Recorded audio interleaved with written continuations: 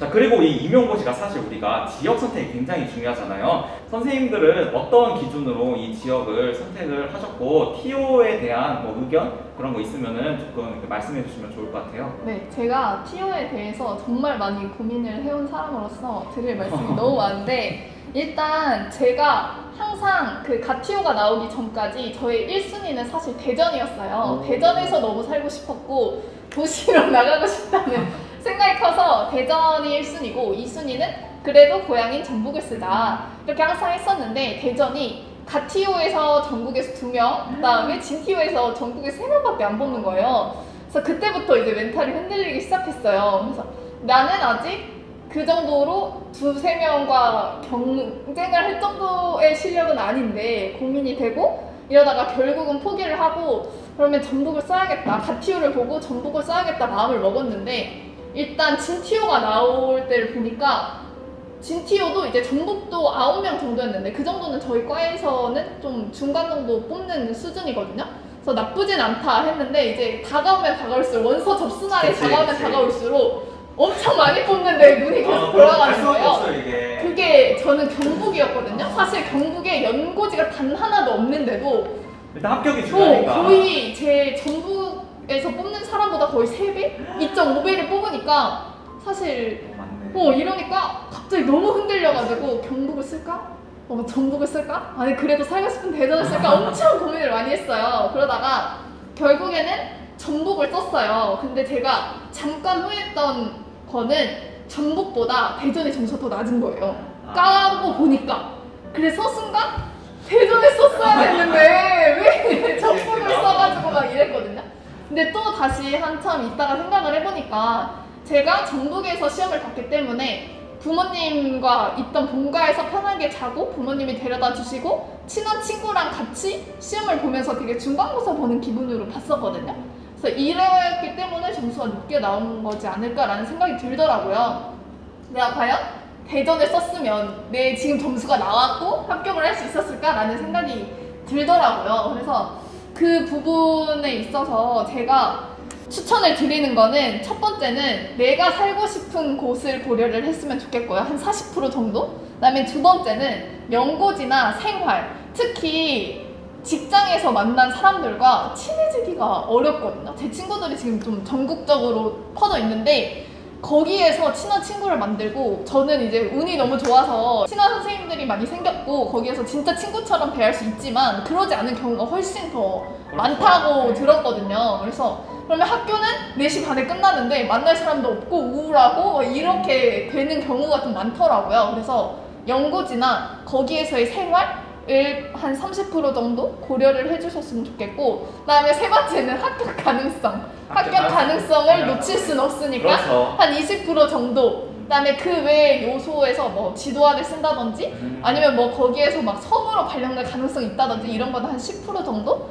고려를 했으면 좋겠습니다. 그렇죠. 일단 자기가 원하는 곳이 말고 다른 데서 합격을 하면은 계속 아마 후회도 남고 그런 선생님들 많이 봤어요. 그리고 저도 이제 직장생활 첫 해에 향수병이 굉장히 심해가지고 서울에서 일했는데 주말마다 KTX 타고 여기 전북으로 내려왔었거든요. 자기 연고지 또한 중요하고 뭐 여러 가지 고려를 많이 해야겠죠. 일단 또 선생님은 타지 원래 고향이 다른 지역이셨잖아요. 근데 어떻게 이 TO나 이 지역을 결정하게 된 계기나 뭐 이런 것에 대해서 또 말씀해 주시겠어요? 제가 사실 고향은 광주인데 초등학교, 중학교, 고등학교를 다 일단 전북에서 나왔고요. 그리고 저는 다른 지역을 크게 생각을 안 했어요? 네, 생각을 해본 적이 없어요. 그러니까 특별히 내가 이 도시에서 살고 싶다 이런 게 딱히 없었어요. 생각을 해본 적이 없고 그리고 제가 전북을 써야겠다는 이유가 좀 강해서 왜요? 그냥 저는 이제 초, 중고를 전북에서 나오다 보니까 좀 운이 좋게도 학창시절에 좋은 선생님들을 많이 만났거든요. 저는 좋은 선생님의 영향으로 저는 선생님 많이 되려고 했어요. 중학교 때까지는 진짜 선생님이 되지 말아야겠다 이런 생각을 가지고 있던 사람인데 한 3학년 때부터인가? 중학교 3학년 때부터 조금씩 이제 좋은 선생님들 만나서 저는 이 선생님들하고 같이 일하고 싶었던 게 컸어요. 또 되게 특별한 또 경험이네요.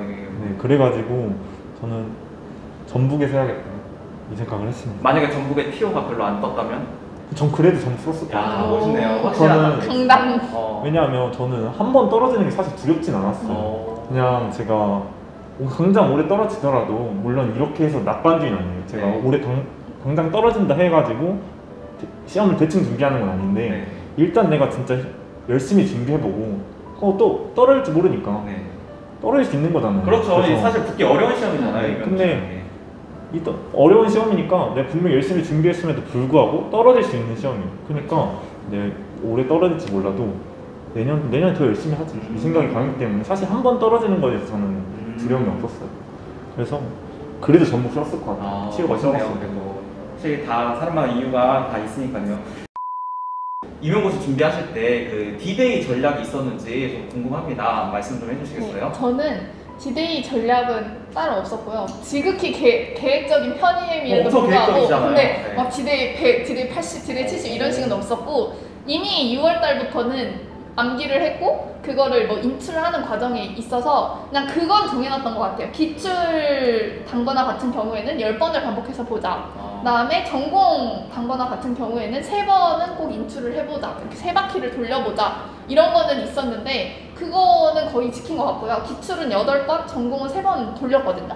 그래서 이거는 있었고, 알아두셨으면 좋겠는 게, 저는 이제 D-Day 100일까지는 아니고 한 달 정도 되면 임용고시 출제위원 선생님들이 들어가시잖아요.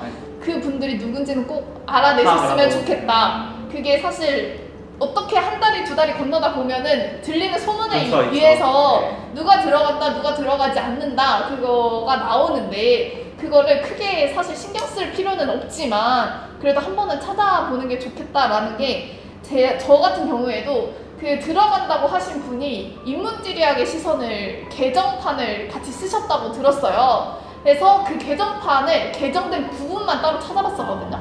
추가로 공부하는 거는 별로 저는 추천드리지 않고, 100일 남았는데 추가로 막 새로운 걸 공부한다 이건 별로 추천드리지 않지만, 그래도 그 교수님이 뭘 바꿨거나 아니면 갑자기 올해 개정이 됐다고 이런 것들은 조금 찾아보셨으면 좋겠어요. 실제로 그 개정된 부분이 진짜 조금 있었는데 그 부분만 공부를 했거든요. 나왔어요. 되게 변별력을 가릴 수 있는 문제로 나왔고, 제 친구는 더 심하게 했는데 그 교수님이 들어가신 교수님들의 논문을 막 뒤졌어요. 근데 그때 비대칭 당구라고 다 틀릴 만한 거였는데 걔는 그 논문에서 비대칭 당구를 너무 많이 봐가지고 그거를 기억하고 있었던 거예요. 그래서 걔는 그걸 맞았어요. 그래서 이러한 것들이 영향이 좀, 사실 이러한 가르는 문제를 틀려도 합격은 할 수 있지만 그래도 고득점을 위해서는 그런 거를 찾는데 그렇게 생각보다 오랜 시간이 걸리진 않으니까 그런 부분들은 한 번쯤 체크를 해보셨으면 좋겠다. 그 다음에 시험 전 일주일 정도 전에는 저도 시험장에 가져갈 것들을 정리를 하긴 했던 것 같아요. 한 장, 2장 이 정도로 그냥 볼 수 있는 것으로 정리를 했던 것 같습니다. 선생님은 어떠셨어요? 저는 뭐 D-100이라고 해가지고 크게 의미를 두는 성향도 아니고 해서 그냥 저 하던 거 평소에 복습 많이 하고 그랬던 것 같아요. 근데 확실히 끝까지 가더라도 임용 보기 전날까지 가더라도 막 안 헤어지는 것들은 있어요. 있죠. 이런 것들은 그때 가서 이제 지금 당장 이제 D-100일이 남았을 때 외우기보다는 그때 이제 시험 보기 잠깐 직전에 들어가기 전에 그냥 잠깐 보고 들어가는 거고, 진짜 잘 알고 있는 것들은 사실 할 필요가 없는데 거기서도 잘 안 헤어지는 것들 있잖아요. 있죠. 그런 것들 위주로 많이 했던 것 같아요. 약간 이제 시험이 가까울수록 내가 좀 애매하게 아는 애들을 조금 더 잘 알 수 있도록 걸 좀 다지는 그런 시간으로 하셨다. 특별히 그리고 날짜별 계획이 아니라. 또 있다면 그냥 중요한 것들을 많이 가져가려는. 왜냐하면 저는 그냥 임용도 뭐 공무원 시험이니까 크게 보면은 결국에는 기출에서 다 나온단 말이에요. 그래서 기출은 이제 항상 중요하잖아요. 중요하죠. 중요한 것들은 계속 봐도 아까운 게 없다. 그래서 그걸 계속 봤던 것 같아요. 저도 이렇게 날짜별로 계획을 세우지 않았고, 저는 이제 한 달 정도 남았을 때만 이제 조금 구체적으로 어떻게 복습할 건가 이것만 조금 했고, 또 날짜에 그렇게 크게 신경을 쓰진 않았던 것 같아요. 자, 이렇게 해가지고 우리가 이제 방학 때부터 시험 전까지 선생님들 어떻게 공부를 했는지, 그리고 스트레스 관리는 어떻게 했는지에 대해서 간단하게 살펴봤습니다. 오늘 자리해 주셔서 너무 감사하고요. 또 궁금한 거는 여러분들 댓글 남겨주시면은 제가 선생님들한테 여쭤봐가지고 답변 남겨드릴 테니까 댓글 써주시고 오늘 이렇게 자리해 주셔서 감사합니다. 우리 박수로 영상 마치겠습니다. 감사합니다.